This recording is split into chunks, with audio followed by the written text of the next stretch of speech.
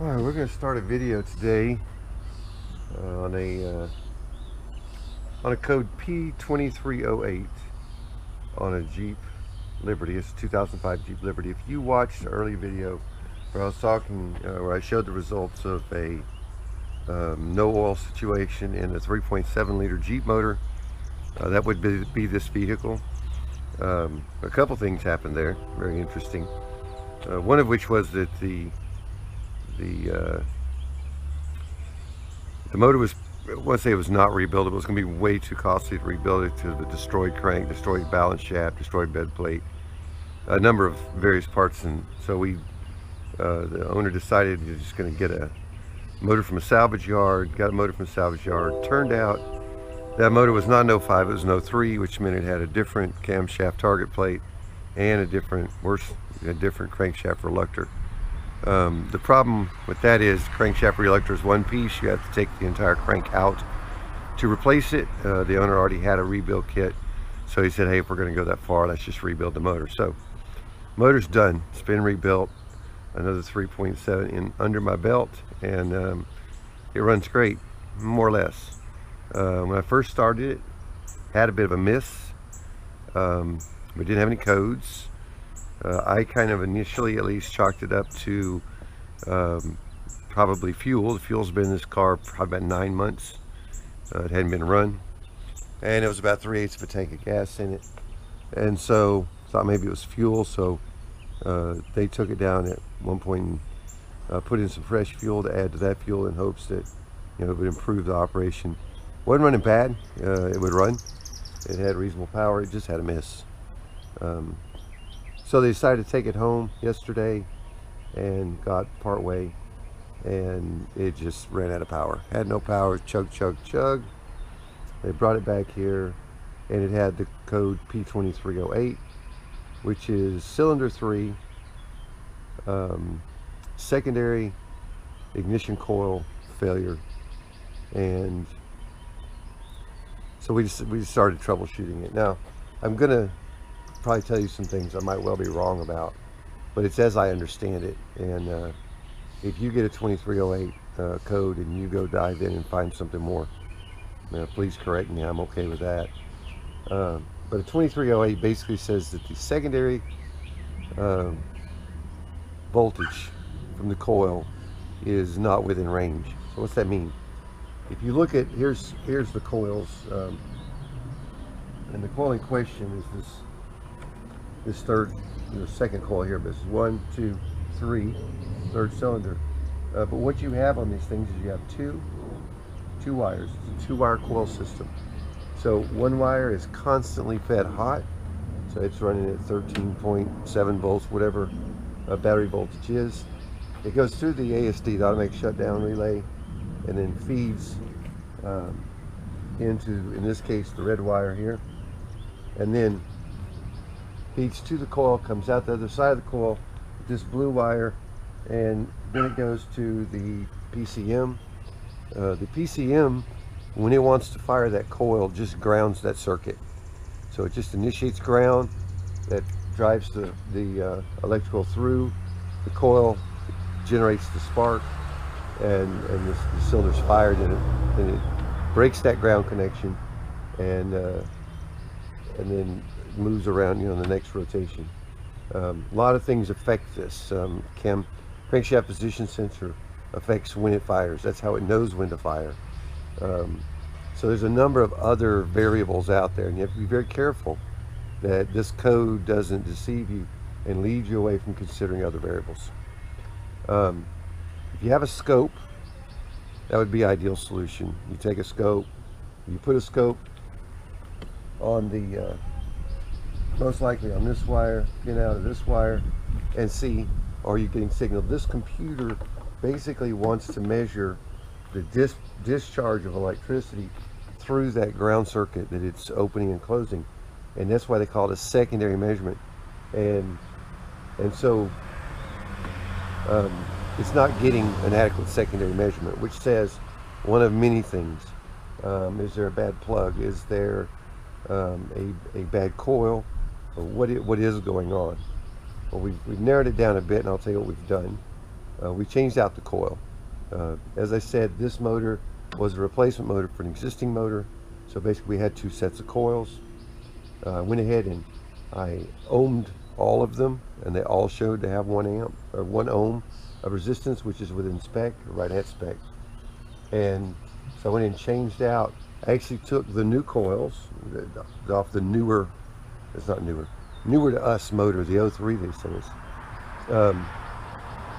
I had originally put those coils on this engine, so I took those all off and I put on the coils that were on the original engine that was in this car, for no good reason other than to say, let's go back to the original equipment. And I ohmed them all, and they ohmed out fine. I inspected the shaft that goes down to the top, and inspected all of the springs that were in the ends of them. Gave them a good once over, and they all seemed fine. The 6 are in there now, seemed fine. Now the 6 I took out didn't seem bad either.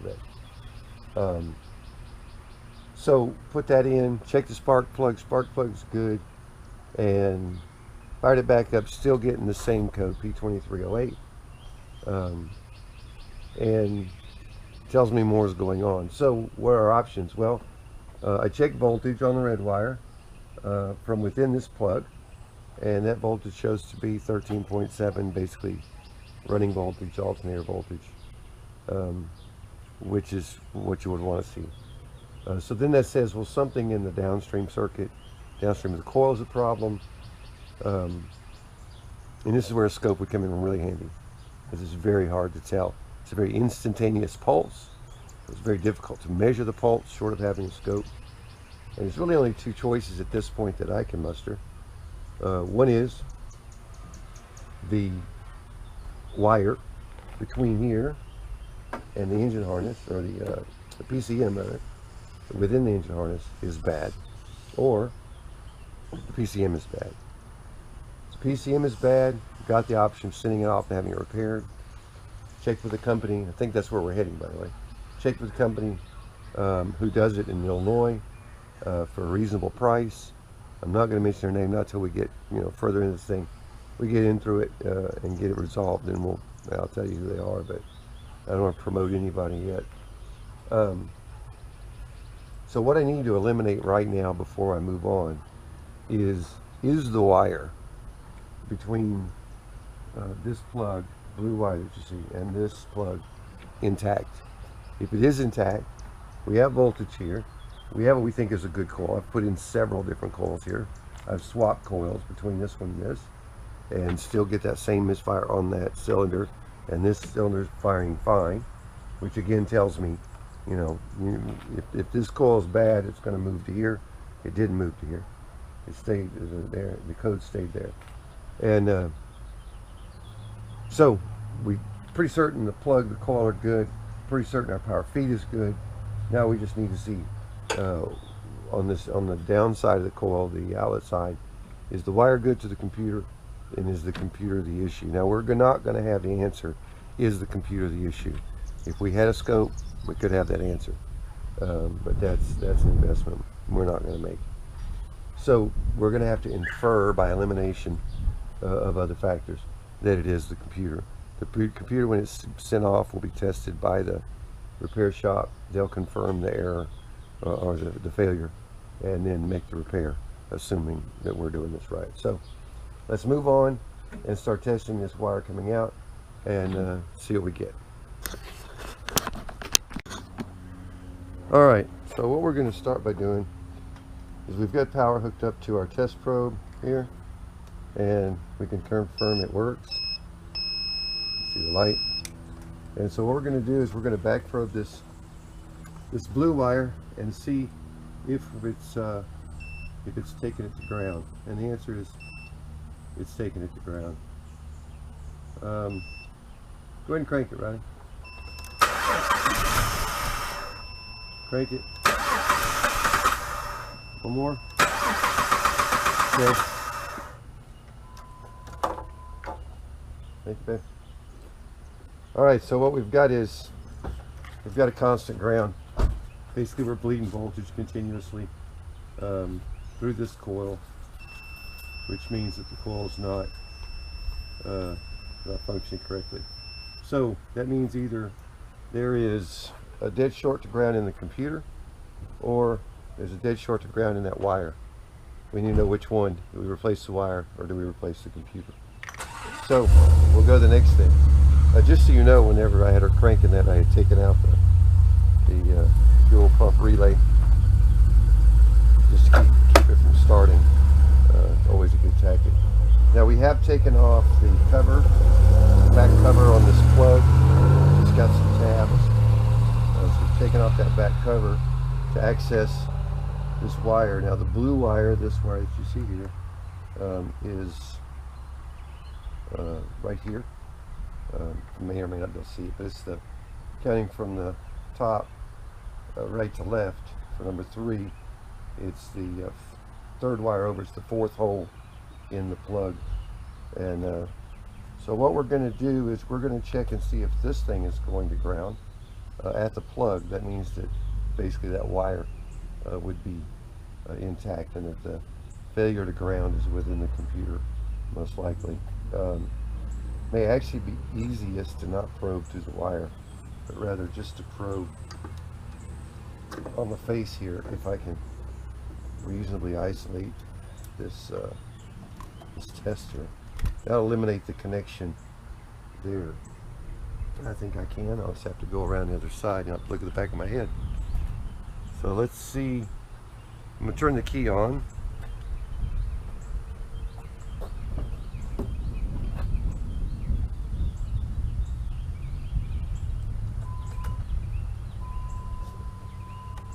The key is on. That means that the automatic shutdown should be on. And we were getting a flow to ground even when it was in the on position, not cranking a while ago, which is definitely not good. So again, let me go around here. So we're going to test our tester again. It's working. Then we're going to go in here.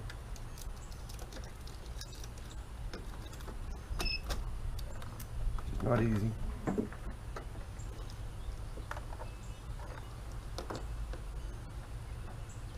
You know what? It's not easy enough. I don't want to touch the wrong pin. So let's go back the other way.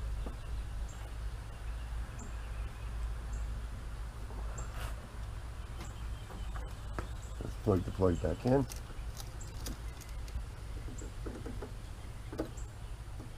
One thing about these older vehicles, 2005 is 12 years old.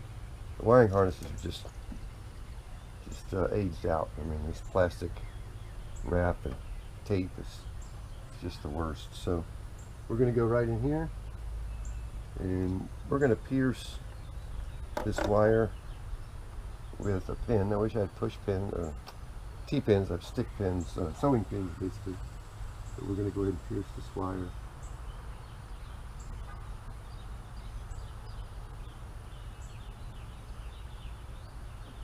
I think we should be good. And then hopefully, if we touch the pin's touching the wire inside, and it's direct to ground through the computer, we'll know quite shortly. Yep, it's direct to ground through the computer. Let me get it where you can see it. I'm going to hold the end of the pin here. So we've got current from our battery through our test probe, through this pin, into the blue wire, into the computer, and it's going direct to ground. So that pretty much eliminates the wiring that runs from where the stick pin is back through this harness back to the number 3 coil. So it says the computer's bad, kind of what we expected. We don't know the exact reason why it's messed up. Wish we had more knowledge. Again, those coils came off of a used engine out of a salvage yard. They'll tell them, and truth be known, that could be why it was in the salvage yard. You know, it may have popped a computer. One of those coils may have popped a computer in another life, and with a dead computer, depending upon the year, model, and the condition of the car, this thing, they might have just considered it not worth the effort. But it is repairable. We think the computer repair will be about $115 plus shipping, the cost for shipping it there. The $115 will include the shop cost to return it. I have been in contact with the shop that's considering to do the work, and their feedback is typically on these computers, specified which computer it was when I sent it to them. They say that typically on these computers, ignition coil and fuel injection firing, or drivers as they call them, failures are generally repairable. There's always a chance we send it to them and they test it and determine that it can't be repaired. If we send it to them, they test it, determine it can't be repaired, we won't get back the money we spent to ship it there. And there is a test fee, which is a considerable portion of the repair. But they also have options, if it is unrepairable, to be able to potentially transfer the knowledge from this computer to another, a used, reconditioned, remanufactured computer. So all is not lost, though it just wouldn't be as quick and easy a repair as we'd hope. So we're gonna pull this thing out of the way, snatch the computer out of it, and get prepared to send the computer out. There's only 4 plugs on it. You see the 4 plugs right here. They have safety latches, or whatever you want, security latches on them. You have to release those security latches, depress the tongue, pull them out. There's 2 screws, as best I can tell. Nope, I lied. 3. There's 2 on this side and 1 on this side. They're Torx, so we'll need to get in there, get those Torx screws out, and then just can pull this computer out, and then package it well and ship it off. So for now, it will run, by the way. For now, we're going to drive it out of the way and make some space in the drive. This thing's going to be here for probably at least a week and a half, and it certainly can't sit in my wife's parking space for a week and a half.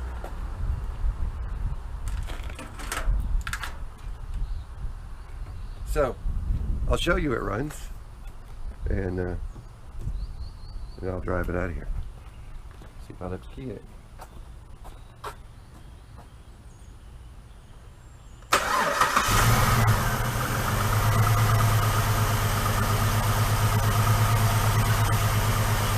You'll notice it at an idle, it runs reasonably well. It's got a little shake because of the mist.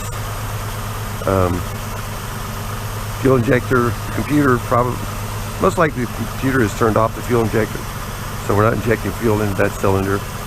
That's kind of a normal strategy the computer uses. But as soon as you get on this thing, you'll see just how little power it has.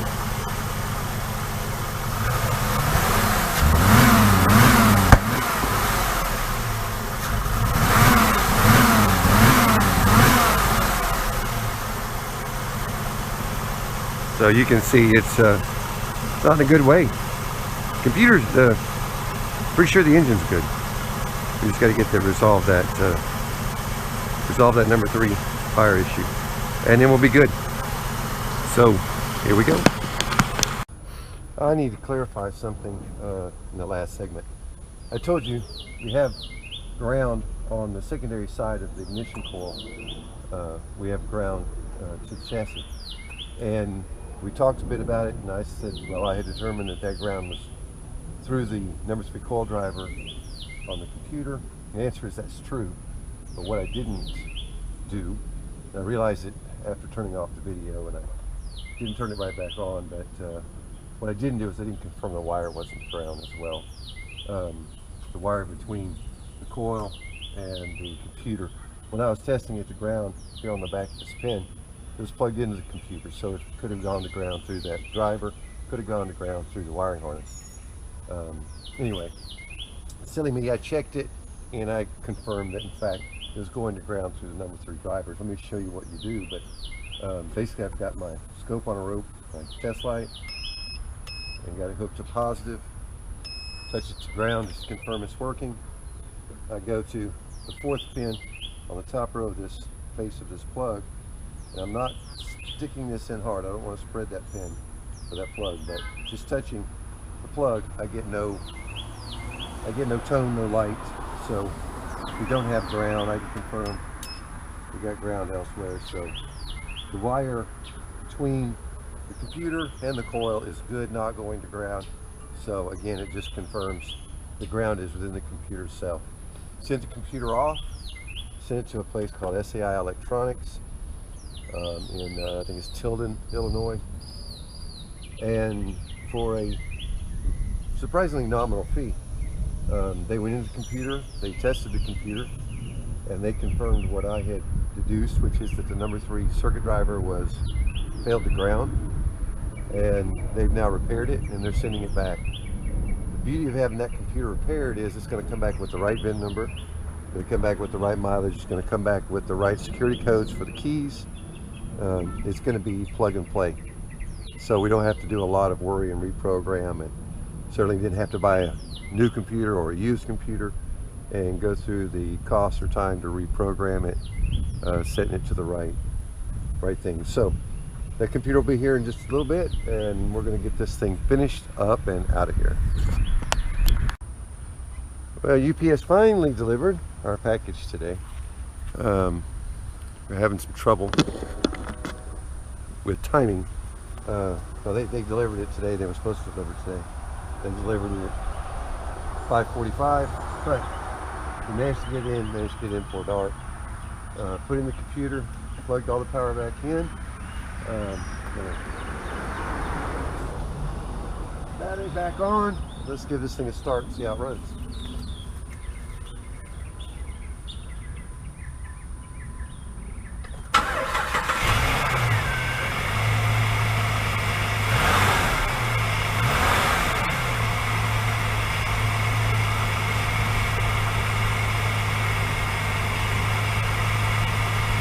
It runs smooth, very, very smooth. No immediate check engine lights, that's always a good day. Let me gun it and see if it's got more power than it has.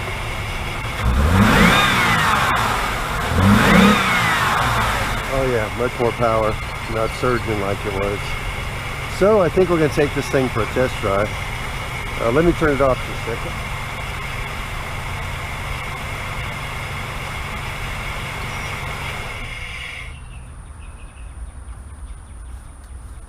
I'll just let you know, I think I may have misstated the company name in the last segment, but this is where the repair was done, in case you want to get it up here, you can see it, in case you ever need to use them. You can freeze frame, lock in on it. SIA, Electronics Inc. Give you an idea. They did a coil driver repair, number 3 coil driver repair. You can see the number there. So if you end up in this spot and you need to get a computer repaired, look, I have no idea how long it's going to last. I have no idea, I didn't open the computer to see the quality of work. I'm assuming it's good. Let me tell you, I mailed this thing on a Monday, USPS priority. It got there to them on a Friday. They called me Tuesday, said it was repaired. I gave them credit card information. They put in the mail on Tuesday. It arrived at my house today, which is a Friday. So I think it was quite a deal. The upside to repairing a computer, besides the obvious offsetting costs, all your security codes, your transponder keys, those things are intact. Your VIN number's correct, your mileage is correct, everything's correct inside the ECU. If you were to go buy a salvage yard version, it'd probably cost you more than that repair cost initially to begin with, and then you'd have to worry about doing a VIN number correction, you'd have to worry about doing transponder key reprogramming, security systems.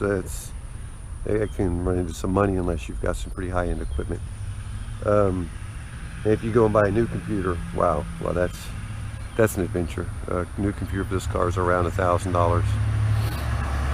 And again, that's without programming, and the programming would have to get done before this car runs. It has transponder keys. Yeah, it's just required. Anyway, I'm happy. Again, if you deal with SIA electronics, I hope your version of story is as good as mine.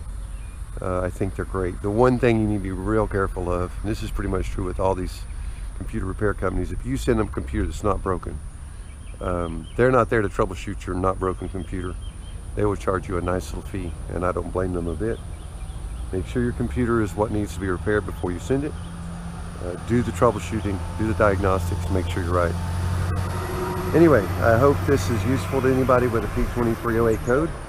And again, your code may be driven by something other than a burnt ignition driver, but this is certainly an example of a burnt ignition driver. Take care. Thanks for watching. Bye-bye.